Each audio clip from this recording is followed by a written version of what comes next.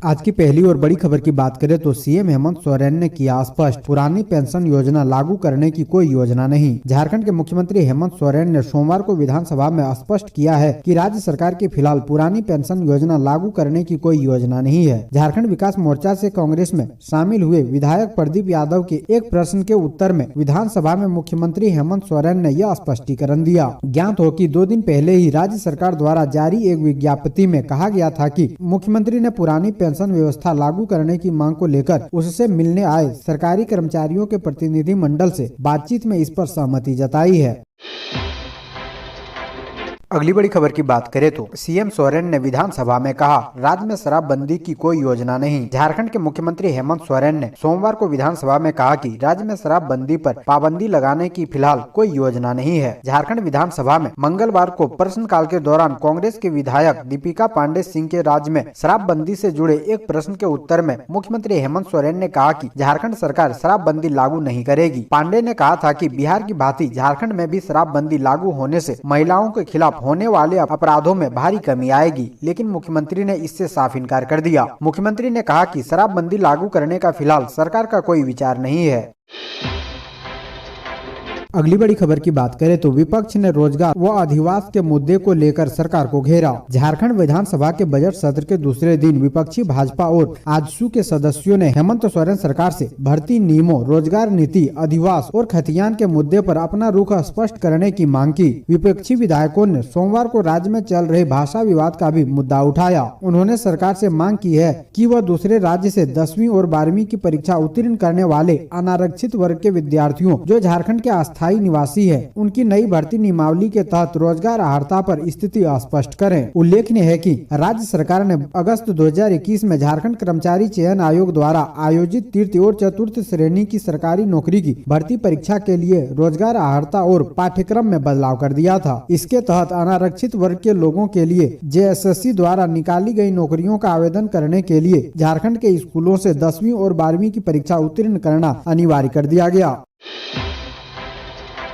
अगली बड़ी खबर की बात करें तो झारखंड में 1 अप्रैल से बिना लाइसेंस के बेचा तंबाकू तो होगी ये सजा। झारखंड के शहरी क्षेत्रों में आने वाली 1 अप्रैल से बगैर लाइसेंस के तंबाकू उत्पादों की बिक्री नहीं की जा सकेगी। राज्य के सभी शहरी स्थानीय निकायों में तंबाकू विक्रेताओं के लिए वेंडर लाइसेंस की प्रक्रिया अनिवार्य रूप से लागू कर दी गई है। मुख्यमंत्री हेमंत सोरेन की सहमति के बाद नगर विकास विभाग के सचिव विनय कुमार चौबे के हस्ताक्षर से इस संबंध में आदेश जारी किया जा चुका है। जिन दुकानों के पास तंबाकू उत्पाद का लाइसेंस होगा, वहां टॉफी, कैंडी, चिप्स, बिस्कुट, पेय पदार्थ या किसी भी तरह के फूड आइटम की बिक्री पर रोक लगा दी गई है। वहीं इस आदेश का उल्लंघन करने वालों पर कड़ी कार्रवाई की जाएगी।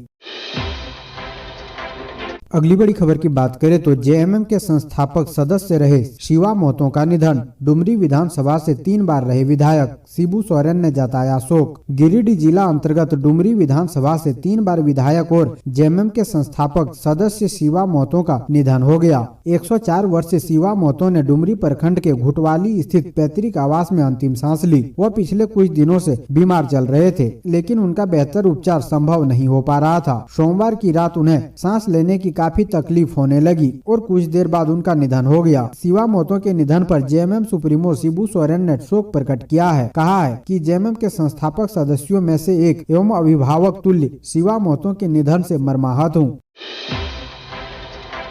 अगली बड़ी खबर की बात करें तो मुख्यमंत्री हेमंत सोरेन से मिले विधायक लंबोदर मोहतो। आजसू पार्टी के केंद्रीय महासचिव सह गोमिया विधायक डॉक्टर लंबोदर मोहतो ने मुख्यमंत्री हेमंत सोरेन से मिलकर राज्य की ज्वलंत मुद्दों व अपने विधानसभा क्षेत्र की समस्याओं पर चर्चा की। साथ ही मुख्यमंत्री के साथ आदिवासी व मूलवासी के हितों की रक्षा, भाषा, संस्कृति व अस्मिता को बचाए रखने पर भी चर्चा की। मुख्यमंत्री ने उनकी बातों को ध्यान पूर्वक सुनकर समस्याओं के समाधान की दिशा में सकारात्मक कार्रवाई करने को लेकर आश्वस्त किया। मुख्यमंत्री ने कहा कि वह समुचित विकास को लेकर कृत संकल्पित है और उसको व्यवहारिक रूप में पूरा किया जा रहा है। अगली बड़ी खबर की बात करें तो शिव बारात में शामिल हुए सीएम हेमंत सोरेन ने राज्यवासियों को महाशिवरात्रि की दी शुभकामनाएं। खबर है झारखंड की राजधानी रांची की, जहां मंगलवार को महाशिवरात्रि के अवसर पर विख्यात पहाड़ी मंदिर में सुबह से ही भक्तों का तांता लगा रहा। इस मौके पर झारखंड के सीएम ने मंदिर में भगवान शिव की पूजा अर्चना की। भगवान शिव और पार्वती विवाह का आयोजन हर वर्ष रांची के पहाड़ी मंदिर में किया जाता है। इस वर्ष भी पहाड़ी मंदिर में शिव पार्वती विवाह का आयोजन किया गया है। करीब 2 वर्षों के बाद भक्तों की इतनी भीड़ शिव मंदिर में देखने को मिली है। मुख्य अतिथि के तौर पर झारखंड के सीएम हेमंत सोरेन स्वयं शिव बारात का स्वागत के लिए मौजूद थे। अगली बड़ी खबर की बात करें तो देवघर के वैद्यनाथ मंदिर में मची भगदड़, कई लोग चोटिल। महाशिवरात्रि पर उमड़ी भीड़ हुई बेकाबू। देवघर के बाबा वैद्यनाथ मंदिर में मंगलवार को अचानक भगदड़ मच गई, जिससे कई लोग चोटिल हो गए हैं। मंदिर में अफरा तफरी का माहौल बन गया है। महाशिवरात्रि पर मंगलवार को सुबह से ही बाबा धाम मंदिर में श्रद्धालुओं की भारी भीड़ उमड़ी। बताया जा रहा है कि बाबा वैद्यनाथ मंदिर में वीआईपी गेट से एंट्री के लिए अफरा तफरी का माहौल बना था। कुछ भक्त वीआईपी गेट से जलाभिषेक के लिए अंदर जाने की कोशिश कर रहे थे। इसी दौरान लाइन में घंटों से लगे दूसरे लोगों ने इसका विरोध करने लगा। फिर देखते ही देखते हालात बिगड़ गई और भगदड़ में एक दूसरे के ऊपर जा गिरे। बाबा वैद्यनाथ मंदिर में वैसे तो प्रशासन और मंदिर प्रबंधन 1 महीने पहले से व्यवस्थाएं करने में जुटा था, लेकिन महाशिवरात्रि के अवसर पर मंगलवार को आस्था का जनसैलाब उमड़ा तो सारी व्यवस्थाएं पल भर में ध्वस्त हो गयी। शीघ्र दर्शनम काउंटर के पास मची भगदड़ की वजह से कई लोग चोटिल हो गए हैं। बताया जा रहा है कि इसी दौरान पूजा और दर्शन के लिए पहुंची बड़का गांव की विधायक अंबा प्रसाद भी भीड़ में फंस गई। उन्होंने कहा कि मंदिर परिसर में मची भगदड़ में पुलिस प्रशासन ने उनका कोई सहयोग नहीं किया, उल्टा भक्तों पर लाठियां भांजी गई। इतना ही नहीं, अंबा प्रसाद घायलों से मिलने पहुंची और उन्हें अस्पताल भिजवाने के बाद पूरे मामले की शिकायत करने एसडीओ के पास भी पहुंची। अगली बड़ी खबर की बात करें तो झारखंड बोर्ड एग्जाम 24 मार्च से 12वीं के एडमिट कार्ड जारी, 10वीं के जल्द। झारखंड एकेडमिक काउंसिल ने 1 मार्च 2022 को कक्षा 12वीं की इंटरमीडिएट परीक्षा के लिए हॉल टिकट जारी किया है। उम्मीदवार अपनी आधिकारिक वेबसाइट jack.jharkhand.gov.in से हॉल टिकट डाउनलोड कर सकते हैं। जैक बोर्ड की परीक्षाएं 24 मार्च से 25 अप्रैल 2022 तक ऑफलाइन मोड में आयोजित की जाएगी। इस साल जैक 12वीं की बोर्ड परीक्षा में करीब 8 लाख छात्र शामिल होंगे।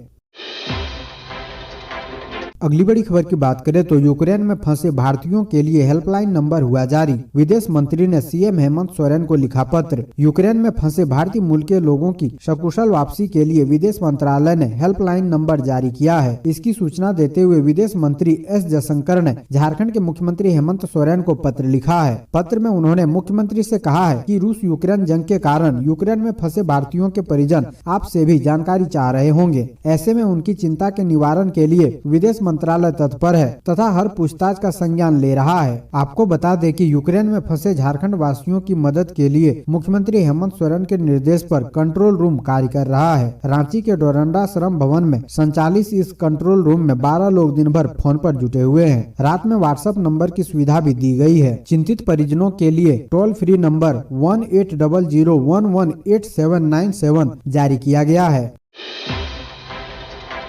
अगली बड़ी खबर की बात करें तो मजदूर यूनियन ने 2 मार्च से की हड़ताल की घोषणा। जानिए पूरा मामला। खबर है राजधानी रांची की, जहां हेमंत सोरेन सरकार द्वारा रांची के सुकुरहुट्टू में बनाए जा रहे ट्रांसपोर्ट नगर का मजदूर यूनियन ने विरोध करते हुए 2 मार्च से हड़ताल की घोषणा की है। झारखंड प्रगतिशील मजदूर यूनियन ने रांची में आयोजित एक संवाददाता सम्मेलन के दौरान 2 मार्च से हड़ताल करना निर्णय लिया है। यूनियन ने मजदूर एवं उनके परिवार के बच्चों के लिए पाठशाला, पानी, बिजली, सड़क आदि मूलभूत सुविधाएं, स्वास्थ्य एवं प्राथमिक उपचार केंद्र, लघु भार वाहन एवं अंतरराज्यीय वाहनों का पड़ाव, ठेला गाड़ी, टेम्पो एवं व्यापारी वर्ग के लिए बस पड़ाव की व्यवस्था सहित विभिन्न मांगों के साथ हड़ताल की घोषणा की गई है।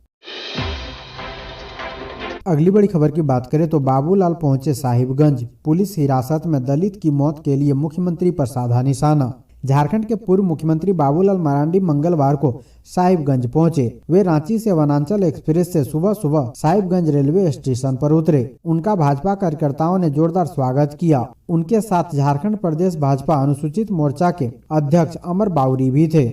साहिबगंज परिसदन में थोड़ी देर ठहरने के बाद मरांडी तलझारी के लिए रवाना हो गए। वहां पर तलझारी थाना हिरासत में मृत दलित देबू तूरी के स्वजनों से बाबूलाल मरांडी ने मुलाकात किया। मरांडी ने मीडिया से बातचीत करते हुए कहा कि झारखंड में दलित और आदिवासी उत्पीड़न बढ़ा है। मुख्यमंत्री हेमंत सोरेन के शासन में दलित और आदिवासी सुरक्षित नहीं है। अगली बड़ी खबर की बात करें तो झारखंड में कैसा रहेगा मौसम का मिजाज, कब से गर्मी देगी दस्तक। झारखंड में फिलहाल पश्चिमी विक्षोभ नहीं है। एक हफ्ते बाद पश्चिमी विक्षोभ बनने की संभावना है। 3 मार्च को अधिकतम तापमान में 2 से 3 डिग्री सेल्सियस की वृद्धि की संभावना है। मार्च के पहले सप्ताह से ठंड में कमी आ जाएगी। इसके साथ ही मौसम सुहाना हो जाएगा, जबकि मार्च के दूसरे सप्ताह से गर्मी दस्तक दे देगी। मौसम विज्ञानी अभिषेक आनंद के अनुसार मौसम में बदलाव स्थानीय कारणों से हुआ है। 2 मार्च से देश का उत्तर पश्चिम इलाका एक बार फिर से पश्चिमी विक्षोभ की चपेट में होगा। 4 से 5 मार्च तक इसका असर झारखंड पर भी देखने को मिल सकता है। अगली बड़ी खबर की बात करें तो रांची के लोगों के लिए खुशखबरी, अब खुद से बिजली बिल जमा करके ले सकेंगे रसीद। 52 स्थानों पर लग रही नई एटीपी मशीन। झारखंड की राजधानी रांची में लोगों को अब बिजली बिल जमा करना आसान होगा। लोगों को राहत देने के लिए इंडिया इन्फिनिटी IT कंपनी के द्वारा 52 स्थानों पर नई ATP मशीन लगाई जा रही है। राजधानी में कंपनी को 15 मार्च तक पूरी मशीन लगाने का आदेश दिया गया है। कई जगहों पर मशीन लगाने का काम शुरू हो गया है। इस मशीन में लोग अब कैश के अलावा DD, चेक और कार्ड से पेमेंट कर सकते हैं। कार्ड से पेमेंट करने पर लोगों को काफी राहत मिलेगी। पुरानी मशीन में लोग सिर्फ कैश जमा कर पाते थे। इस वजह से लोगों को परेशानियों का सामना करना पड़ता था। अगली बड़ी खबर की बात करें तो 1 किलोमीटर का एरिया तबाह हो सकता था नक्सलियों के पास से बरामद विस्फोटक से। लोहरदगा के जंगल में नक्सलियों के खिलाफ चल रहे सर्च अभियान में सोमवार को पुलिस कर्मियों को जो 175 किलोग्राम अमोनियम नाइट्रेट पाउडर मिला था, उसे मंगलवार को पुलिस ने नष्ट कर दिया है। 175 किलोग्राम अमोनियम नाइट्रेट की ताकत का अंदाजा इस बात से लगाया जा सकता है कि अगर इसके इस्तेमाल से एक प्रेशर बम तैयार किया जाता तो उसके फटने से कम 1 किलोमीटर का दायरा पूरी तरह तबाह हो जाता। पुलिस सूत्रों का कहना है कि इतने अमोनियम नाइट्रेट पाउडर के इस्तेमाल से जानलेवा 60 से 70 प्रेशर बम तैयार किए जा सकते थे। बता दें कि नक्सलियों के खिलाफ झारखंड में चलाए गए यह अब तक की सबसे बड़ी उपलब्धि मानी जा रही है। अगली बड़ी खबर की बात करें तो प्राइवेट बैंक में घुसे 4 हथियारबंद बदमाश, लूट ले गए 16 लाख रुपए। झारखंड के गोड्डा जिले में 4 हथियारबंद बदमाशों ने सोमवार को एक निजी बैंक की शाखा से 16 लाख रुपए लूट लिए। सूचना के बाद मौके पर पहुंची पुलिस मामले की छानबीन की। पुलिस बदमाशों का पता लगाने में जुटी हुई है। बताया जा रहा है बैंक में कोई सुरक्षा कर्मी तैनात नहीं था। एजेंसी के अनुसार पुलिस उपाधीक्षक शशि शेखर तिवारी ने बताया कि मोटरसाइकिल सवार बदमाश मागामा थाना क्षेत्र के मोहनपुर चौक स्थित बंधन बैंक शाखा में घुस गए। बदमाशों ने स्टाफ को बंदूक दिखाकर धमकाया और नकदी लूटने लगे। बंदूक की नोक पर बदमाशों ने रुपए लूट लिए। पुलिस ने बताया कि बदमाशों ने CCTV का DDR भी छीन लिया।